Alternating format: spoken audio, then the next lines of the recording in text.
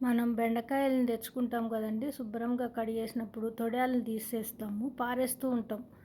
వాటితోటి కూడా మనం పచ్చడి చేసుకోవచ్చు. వేస్ట్ అనేది ఏముండదు. తొడియాలును చివర్లు కోసేసి పారేస్తూ ఉంటాము.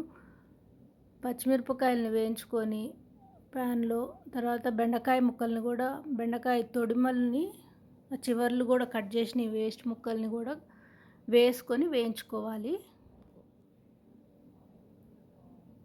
దానిలోకి చిన్న టమాటాలు వేసుకున్నాను. మా ఇంట్లో చిన్న టమాటాలు ఉంటే పెద్దవైనా 2 టమాటాలు వేసుకుంటే సరిపోతుంది.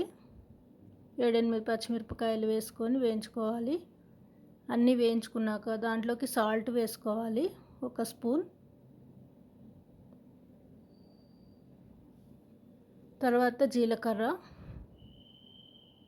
కొద్దిగా చింతపండు, వెల్లుల్లిపాయలు వేసుకొని ఆరిన తర్వాత మిక్సీ పట్టుకొని పోపు వేసుకోవాలి ఫ్రెండ్స్. మనకు వేస్ట్ అంటూ ఏది ఉండదు. ప్రతిదీ యూజ్ చేసుకోవచ్చు. కొంతమంది తెలియక కొన్ని పారవేస్తూ ఉంటారు. ఫస్ట్‌లో నేను కూడా పారేసేదాన్ని. తర్వాత మా మా మేనత్త చెప్పిందనమాట ఇలా కూడా చేసుకోవచ్చు అనేసి. తను చేసి చూయించిన తర్వాత టేస్ట్ నచ్చింది.